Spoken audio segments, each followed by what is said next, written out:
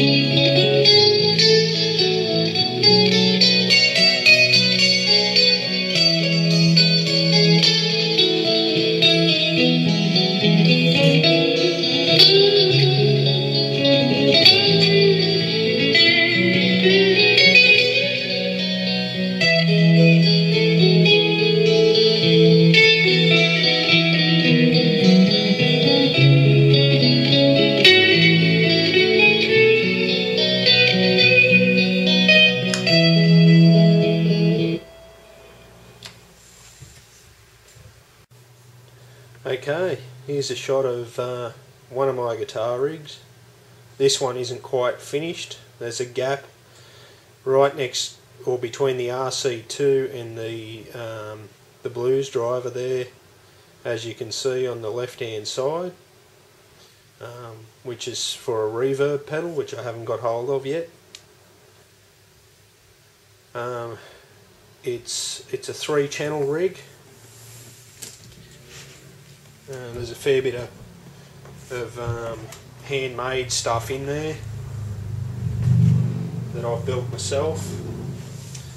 An AB loop switch, another AB loop switch. This AB loop switch has got a tuner bypass switch in it, which runs over to here to a Boss tuner.